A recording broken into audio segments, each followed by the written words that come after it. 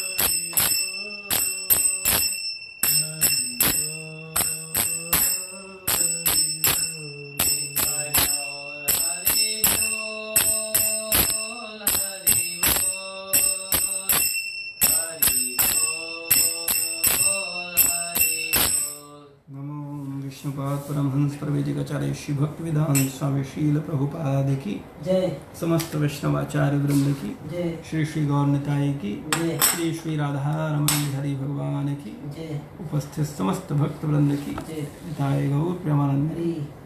ओम नमो भगवते वासुदेवाय। ओम नमो भगवते वासुदेवाय। ओम नमो भगवते वासुदेवाय।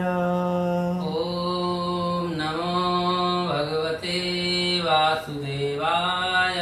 ओम नमो भगवते वासुदेवाय। ओम नमो भगवते वासुदेवाय। हरे कृष्णा। श्लोक संख्या श्रीमद् भगवद गीता अध्याय 8 श्लोक संख्या 25 और 26। आप लोग हमारे साथ साथ बोलिए। धूमो धूमो रात्रिस्तथा रात्रिस्तथा कृष्णा कृष्ण षण्मासा षण्मासा दक्षिणायनम् दक्षिणायनं तत्र तत्र चांद्रमसं चन्द्रमसं ज्योतियोगी ज्योतियोगी प्राप्य निवर्तते। निवर्तते। धूमो रात्रिस्तथा कृष्ण धूमो रात्रिस्तथा कृष्ण षण्मासा दक्षिणायनम् षण्मासा दक्षिणायनं तत्र चांद्रमसं ज्योति तत्र चन्द्रमसं ज्योति योगी प्राप्य निवर्तते। योगी प्राप्य निवर्तते। धूमो रात्रिस्तथा कृष्ण धूमो रात्रिस्तथा कृष्ण षण्मासा दक्षिणायनम् षण्मासा दक्षिणायनं तत्र चांद्रमसं ज्योति तत्र चन्द्रमसं ज्योति योगी प्राप्य निवर्तते। योगी प्राप्य निवर्तते। शब्दार्थ। धूमा धुआं, रात्रि रात, तथा और कृष्ण कृष्ण पक्ष, 60 मासा 6 मास की अवधि, दक्षिणायनम जब सूर्य दक्षिण दिशा में रहता है, तत्र वहाँ, चांद्रमसम चंद्रलोक को, ज्योति प्रकाश, योगी योगी प्राप्य प्राप्त करते, निवर्तते वापस आता है। इस श्लोक का अर्थ तात्पर्य शील प्रभुपाद जी के द्वारा। शील प्रभुपाद की जय। जो योगी धुएं रात्रि कृष्ण पक्ष में या सूर्य के दक्षिणायन में रहने के 6 महीनों में दिवंगत होता है, वह चंद्रलोक को जाता है, किंतु वहां से पुनः पृथ्वी पर चला आता है। तात्पर्य। भागवत के 3 स्कंद में कपिल मुनि उल्लेख करते हैं कि जो लोग कर्मकांड तथा ज्ञान कांड में निपुण हैं, वे मृत्यु होने पर चंद्रलोक को प्राप्त करते हैं। ये महान आत्माएं चंद्रमा पर लगभग 10,000 वर्षों तक देवों की गणना से रहती हैं और सोम रस का पान करते हुए जीवन का आनंद भोगती हैं। अंतोगत्वा वे पृथ्वी पर लौट आती हैं। इसका अर्थ यह हुआ कि चंद्रमा में उच्च श्रेणी के प्राणी रहते हैं, भले ही हम अपनी स्थूल इंद्रियों से उन्हें न देख सकें। अगला श्लोक। शुक्ल कृष्णे गति हेते शुक्ल कृष्णे गति हेते जगता शाश्वते मते जगता शाश्वते मते एकया यात्यनावृत्ति एकयायति अनावृत्ति मन्यया वर्तते पुनः अन्या वर्तते पुनः शुक्ल कृष्णे गति ह्रेते शुक्ल कृष्णे गति हेते जगता शाश्वते मते जगता शाश्वते मते एकया यात्यनावृत्ति एकया याति अनावृत्ति मन्यया वर्तते पुनः अन्य वर्तते पुनः शुक्ल कृष्णे गति ह्रेते शुक्ल कृष्णे गति हेते जगता शाश्वते मते जगता शाश्वते मते एकया यात्यनावृत्ति एकया याति अनावृत्ति मन्यया वर्तते पुनः अन्य वर्तते पुनः। शब्दार्थ शुक्ल प्रकाश कृष्णे तथा अंधकार गति जाने के मार्ग ही निश्चय ही एते ये दोनों जगत भौतिक जगत का शाश्वते वेदों के मतानुसार इस संसार से प्रयाण करने के दो मार्ग हैं, एक प्रकाश का तथा दूसरा अंधकार का। जब मनुष्य प्रकाश के मार्ग से जाता है तो वह वापस नहीं आता, किंतु अंधकार के मार्ग से जाने वाला पुनः लौटकर आता है। तात्पर्य आचार्य बलदेव विद्याभूषण ने छांदोग्य उपनिषद 5.10.3.5 ऐसा ही शभान श्रुते देवी प्रणमामि हरिप्रिये वाञ्छा कल्पतरुभ्यश्च कृपा सिन्धुभैव च पतितानां पावनेभ्यो वैष्णवेभ्यो नमो नमः। जय श्री कृष्ण चैतन्य प्रभु नित्यानंद श्री अद्वैत गदाधर श्रीवासादि गौर भक्त वृंद। हरे कृष्णा कृष्णा कृष्णा हरे हरे हरे राम राम राम हरे हरे। नमो विष्णुपादाय कृष्णपृष्ठाय भूतले श्रीमते भक्तिवेदांत स्वामी नामिने।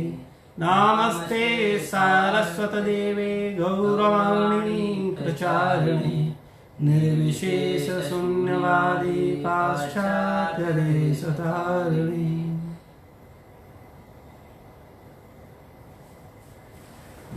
हरे कृष्णा।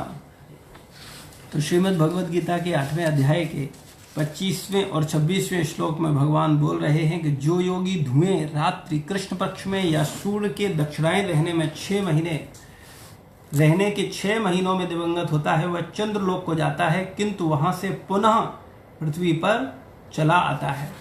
और 26वें श्लोक में बोलते हैं वैदिक मतानुसार इस संसार से प्रयाण करने के दो ही मार्ग हैं, एक प्रकाश का, दूसरा अंधकार का।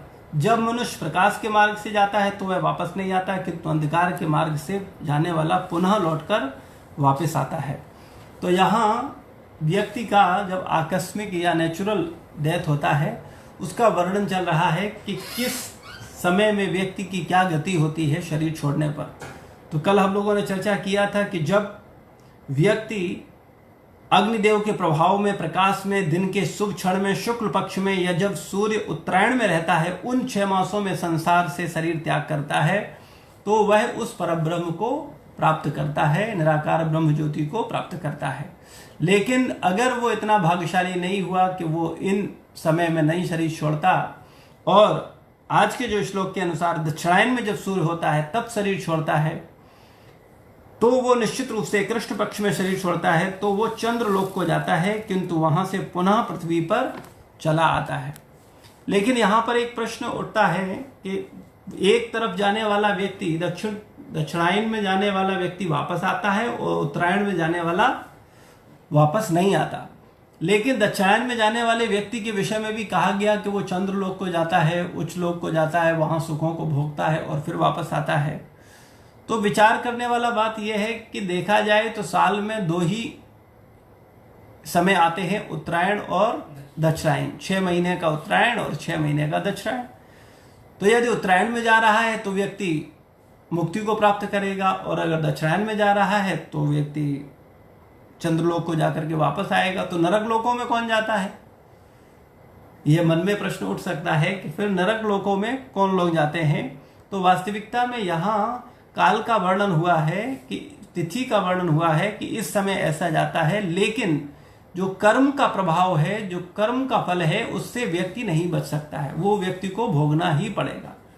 अगर व्यक्ति पाप कर्म किया है तब निश्चित रूप से उसे पाप योनि में जन्म लेना होगा, और अगर उसने पुण्य कर्म किया है, अच्छे कर्म किए हैं, तब निश्चित रूप से उसके साथ अच्छा होगा। जैसे कि पहले चर्चा कर चुके हैं हम लोग कि जो भगवान का भक्त है, जो कृष्ण भावना भावित व्यक्ति है, उसको इस बात का चिंता नहीं होता कि उसका शरीर उत्तरायण में छूटेगा या दक्षिणायन में।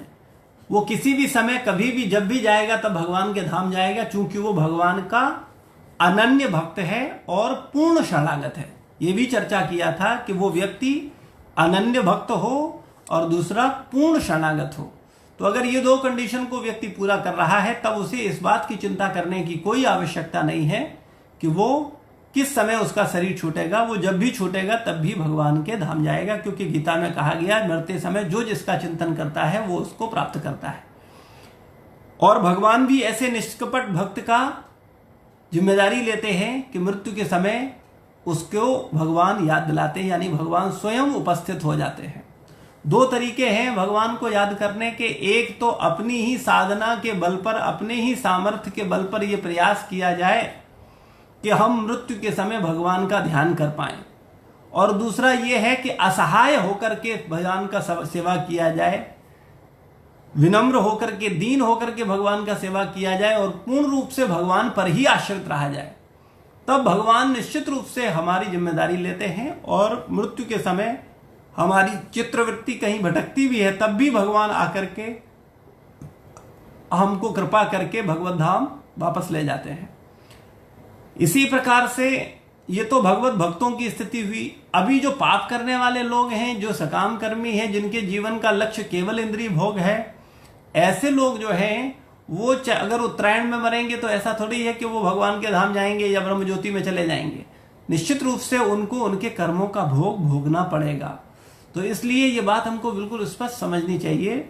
शास्त्रों में कई बातों को कई तरह से समझाया गया है, लेकिन उसमें और बारीकियां भी दी जाती हैं। तो हमको ये समझना होगा वास्तव में कि जो कर्म व्यक्ति जैसा कर रहा है, उसके परिणाम स्वरूप ही उसकी गति होगी। अगर कोई पापमय काम कर रहा है तो निश्चित रूप से उसको नरक लोकों की प्राप्ति होगी, उसे निम्न जन्म की प्राप्ति होगी, और उसे अपने पाप कर्मों का हिसाब करना होगा। जब उन पाप कर्मों का फलों को भोग लेगा, फिर वो उसको पुनः मौका दिया जाएगा कि जाओ, फिर तुमको एक मौका दिया जाता है, जाओ पृथ्वी पर और जाकर के फिर से अपना एक सही जीवन जियो, और अभी तुम अपने आप को ऊपर उठा सकते हो। इसी प्रकार से जो स्वर्गलोक के लोग हैं, जिन लोगों का इच्छा इस संसार में केवल सुखों को भोगने का होता है, वो इस संसार में सुखों को भोगते हैं, और इस संसार में भी वो ऐसे दान पुण्य यज्ञ करते हैं जिससे मृत्यु के बाद भी वो स्वर्ग लोक जाएं और वहां पर भी सुखों को भोग सकें, वहां भी उनका अच्छा जीवन हो। हालांकि ऐसी चेतना रखने वाले भी विरले हैं, क्योंकि आज के समय में जब किसी को स्वर्ग की बात बताई जाए, सत्यलोक की बात बताई जाए, या वहां के विषय में बताया जाए, तो जो मूर्ख हैं या जिनको उसका ज्ञान नहीं है, वो लोग हंसते हैं। वो कहेंगे अरे ये भी कैसी बातें कर रहे हैं, है ना। वो अपनी चीजों को, वो चूंकि सिद्धांतों को न समझने के कारण वो नहीं जान रहे हैं कि वास्तविकता क्या है। लेकिन चूंकि वो शरीर तक ही उनकी सोच सीमित है और पृथ्वी तक ही उनकी सोच सीमित है, इसलिए वो अन्य ग्रह, अन्य नक्षत्र, अन्य लोक, अन्य ब्रह्मांड, इनके विषय में उनको कोई ज्ञान नहीं है। इसलिए उनका हंसना स्वाभाविक है, उनका अविश्वास ठीक है उनकी बुद्धि के अनुसार, क्योंकि जितना उनके पास सोच है, समझ है, या जितना वो समझ सकते हैं, उसके आधार पर उनका हंसना स्वाभाविक है। लेकिन एक आध्यात्मिक व्यक्ति भी, जो आध्यात्मिक चेतना को रखता है, आध्यात्मिक ज्ञान को रखता है, वो व्यक्ति निश्चित रूप से उस व्यक्ति के ऊपर हंसता है कि वास्तव में ये व्यक्ति कैसा जीवन जी रहा है। ये सुबह से शाम तक लगा हुआ है, निरंतर मेहनत कर रहा है, निरंतर प्रयास कर रहा है, और देखा जाए तो ओवरऑल सुख प्राप्ति की कामना में लगा हुआ है और निरंतर दुखों में जगड़ता चला जा रहा है। तो जो भगवत भक्त हैं या जो आध्यात्मिक ज्ञान को समझते हैं, तो तत्वदर्शी हैं, वो लोग ऐसे लोगों को देख करके उनके ऊपर हंसते हैं कि देखो कैसा मूर्ख बना हुआ है, चाहता सुख है लेकिन करता सारे वो काम है जिससे दुखी हो। हम भी अगर अपने जीवन में ध्यान से अपने कार्यकलापों को देखें और समझें और उन पर विचार करें तो वास्तव में हम लोग चाहे अच्छा कार्य, चाहे बुरा कार्य, चाहे पाप, चाहे पुण्य करते हैं, उसके पीछे लक्ष्य यही होता है कि हम सुखी होंगे, हम आनंदित होंगे। लेकिन परिणाम उन दोनों ही कार्यों के नेगेटिव ही होते हैं, क्योंकि वास्तविकता में पाप का तो परिणाम कष्ट है ही है, पुण्य का परिणाम भी कष्ट है। शास्त्रों में इसके विषय में बताया गया कि वास्तव में पुण्य का मतलब है सोने की कटोरी में रखा जहर। जैसे अगर किसी व्यक्ति को जहर खिलाओ लेकिन बढ़िया सा सोने की कटोरी ले जाओ, है ना, हीरे की चम्मच से उसको पिलाओ, तो क्या वो जहर पी लेगा? अगर बुद्धिमान व्यक्ति होगा वो कहेगा भाई हीरा हो चाहे सोना हो, ये जहर हम क्यों पिएंगे? तो इसी प्रकार से जो सांसारिक पुण्य कर्म है ये भी जहर के समान है। क्यों जहर के समान है इसको भी समझ लीजिए। क्योंकि व्यक्ति अगर पुण्य करेगा तो पुण्य को भोगने के लिए आना पड़ेगा, पाप करेगा पाप को भी भोगने के लिए आना पड़ेगा। पाप करेगा तब तो उसको नरक में जाएगा और वो विभिन्न प्रकार के कष्ट भोगेगा और पुनः इस धराधाम पे आएगा तब भी कष्ट भोग रहा है। और अगर पुण्य करता है तो सुख भोगने के लिए आना पड़ेगा। वो राजा के परिवार में आएगा, राजा का पुत्र होगा, बड़े धनी उद्योगपति का पुत्र होगा, बड़े अच्छे बड़े प्रसिद्ध लीडर का पुत्र होगा, बहुत संपन्नता होगी, बहुत यश होगा, बहुत नाम होगा, सारी सुख सुविधाएं होंगी। लेकिन आना तो मां के गर्भ से ही पड़ेगा, कोई ऐसा तो नहीं अवतरण होगा उसका। राजा का पुत्र हो या भिखारी का पुत्र हो, मां के गर्भ में तो 9 महीने उल्टा लटकना ही पड़ेगा। तो वो पुण्य को भोगने के लिए भी क्या करना पड़ेगा? उस यातना से निकलना पड़ेगा, जन्म मृत्यु जरा व्याधि से उसको भी निकलना पड़ेगा। इसलिए जो बुद्धिमान लोग हैं वो न पाप करते हैं न पुण्य करते हैं। भगवत भक्त न पुण्य करता है न पाप करता है, क्योंकि पाप करना भी वास्तव में पाप करने का मतलब तो दुख है ही है, पुण्य करने का मतलब भी दुख है। यानी पुण्य की जड़ में पाप है। अगर कोई व्यक्ति पुण्य करता है तो निश्चित रूप से वो भविष्य में पाप की स्थिति पर या कष्ट की स्थिति पर पहुंचेगा ही पहुंचेगा। इसलिए जो भगवत भक्त हैं, जो साधक हैं, जो वास्तव में भगवान को जानते हैं, अपने आप को जानते हैं कि वो शरीर नहीं आत्मा है, वो गंभीरता पूर्वक भगवान का भक्ति करते हैं, भगवान की साधना करते हैं और अपने मनुष्य जीवन को सफल करते हैं। समझाया है। प्रभुपाद जी बताते हैं कि कांटे की झाड़ियां खाता है, बबूल को खाता है, और बबूल को खाने में क्या होता है, बबूल से उसका मुंह फट जाता है तो उससे खून निकलता है। वो अपने ही खून को पीता है और उसको बड़ा आनंद आ रहा है, ये तो कटीली झाड़ियों में तो बड़ा रस है।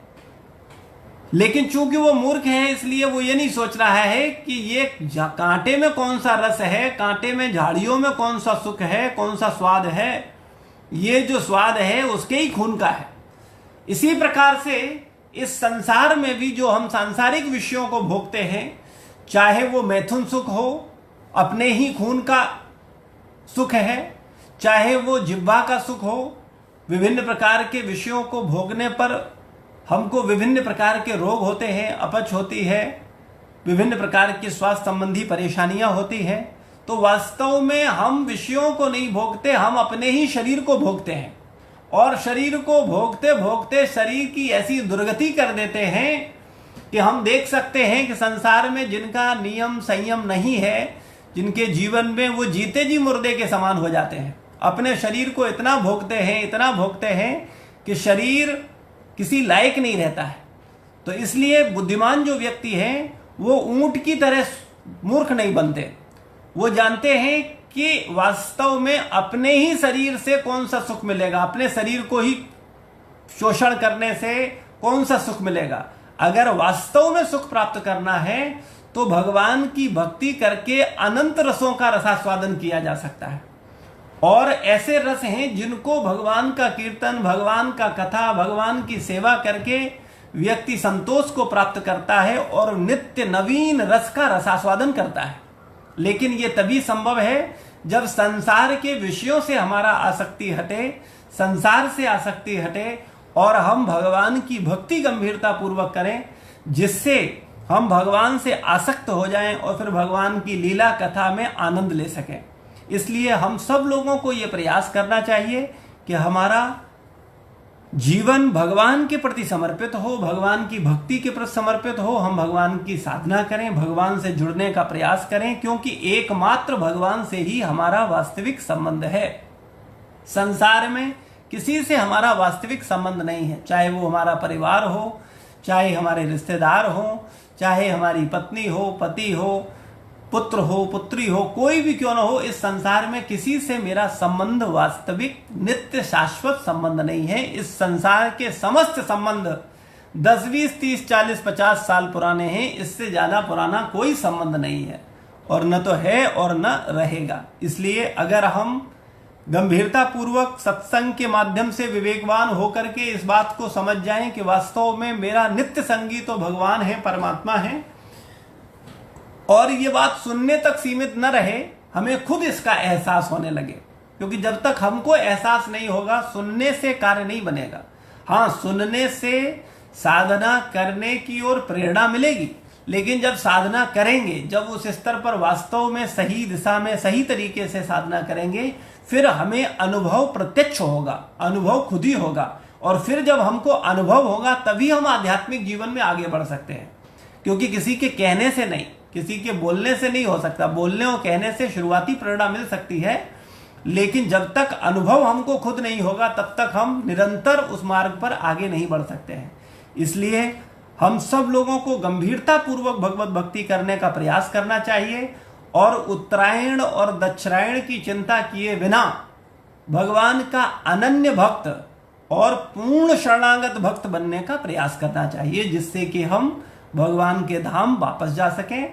हालांकि शास्त्र के अनुसार बताया गया, शास्त्र में बताया गया कि जो उत्तरायण में मरते हैं वो भगवान के धाम को जाते हैं, ब्रह्म ज्योति को जाते हैं, और जो दक्षिणायन में मरते हैं उन लोगों को पुनः इस संसार में वापस आना होता है। प्रभुपाद जी इस 25वें उसके श्लोक में तात्पर्य में समझा रहे हैं कि भागवत के 3 स्कंध में कपिल मुनि उल्लेख करते हैं कि जो लोग कर्मकांड ज्ञान कांड में निपुण हैं वे मृत्यु होने पर चंद्रलोक को प्राप्त करते हैं। जो कर्मकांड तथा ज्ञान कांड में लगे हुए हैं, ऐसे लोग मृत्यु होने पर चंद्रलोक को प्राप्त करते हैं। ये महान आत्माएं चंद्रमा पर 10,000 वर्षों तक देवों की गणना से 10,000 साल तक सोम रस का पान करते हुए जीवन का आनंद भोगती हैं।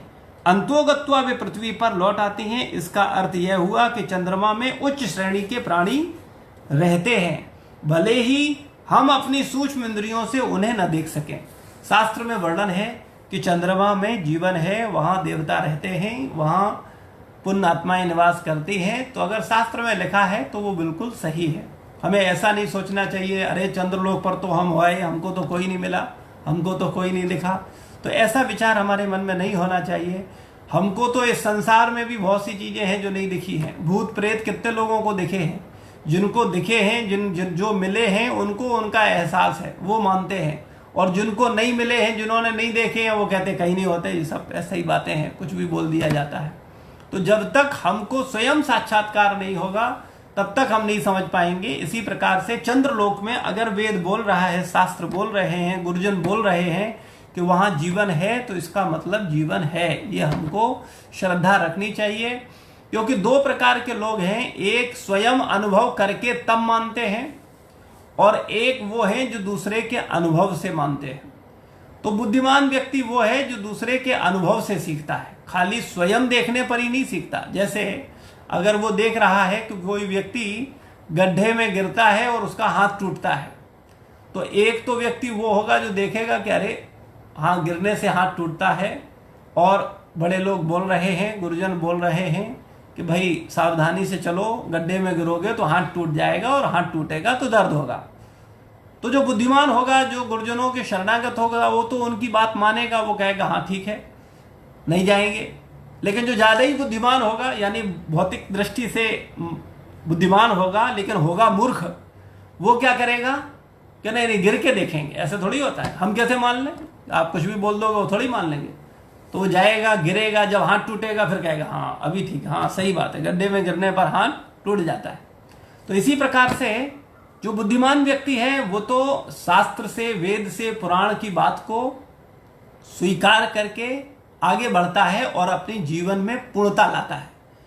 और जो मूर्ख है वो परीक्षण करता है और परीक्षण करते करते वो परीक्षण में तो सफल नहीं होता, हाँ नास्तिक जरूर हो जाता है और वास्तव में अपने जीवन में असंतोष का जीवन जीते हुए शरीर छोड़ता है।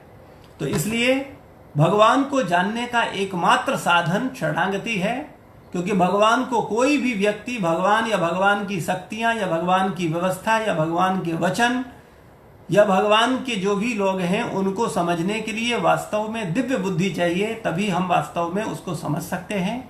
हम अपनी तथाकथित बुद्धि से भगवान तथा भगवान की व्यवस्था को नहीं समझ सकते। इसलिए भगवान ने जो बोला है वेद में, शास्त्र में, गीता में, भागवत में, उसको हमें एज इट इज स्वीकार करना चाहिए। हाँ, जहां हमारे मन में संदेह हो, प्रश्न हो, हमें नहीं समझ में आए कोई बात, तो उसको विनम्रता पूर्वक प्रश्न करना चाहिए, जिससे उसका सही उत्तर हमको मिल जाए और हम अपने संशय का नाश करके आध्यात्मिक जीवन में दृढ़ता पूर्वक बढ़ सकें और पूर्णत्व को प्राप्त कर सकें। भगवान की शरणागति लेने से व्यक्ति पूर्णता को प्राप्त करता है, क्योंकि भगवान पूर्ण है और ये संसार अपूर्ण है। संसार की जो शरण में जाएगा वो अपूर्ण ही रहेगा, वो असंतोषी ही रहेगा, और जो भगवान की शरण में जाएगा, चूंकि भगवान पूर्ण है इसलिए वो संतोषी होगा और वास्तव में सुखी होगा और अपने जीवन की पूर्णता को प्राप्त करके वास्तव में भगवत धाम जाएगा। तो इसलिए हम सबको भगवान का भक्ति करते हुए भगवत धाम जाने का प्रयास करना चाहिए। भगवान से प्रेम करते हुए अपने चित्त को मार्जन करना हमारा मूल कर्तव्य होना चाहिए, क्योंकि भगवत धाम तो सब जाना चाहते हैं, लेकिन चित्त का शुद्धिकरण कोई नहीं करना चाहता है। तो काम चित्त के शुद्धिकरण से होगा, न कि केवल ख्वाब देखने से होगा कि हम भगवत धाम जाएंगे। तो अगर वास्तव में हम भगवत धाम जाना चाहते हैं तो हमारे कार्यकलाप, हमारे सारे प्रयास चित्त की शुद्धि को लेकर के केंद्रित होने चाहिए। और प्रत्येक व्यक्ति इतना तो बुद्धिमान है ही, वो जानता है कि वो जो विचार रख रहा है या जो वो कार्य कर रहा है, ऐसा विचार या ऐसा कार्य उसके चित्त को शुद्ध कर रहा है या उसके चित्त को अशुद्ध कर रहा है।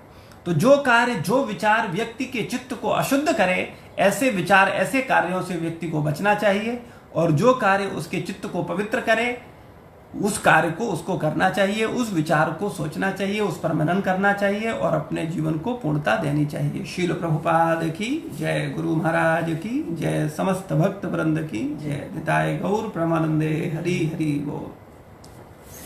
किसी का कोई प्रश्न है तो पूछ सकते हैं, हम लोग उस पर चर्चा करेंगे। धन्यवाद।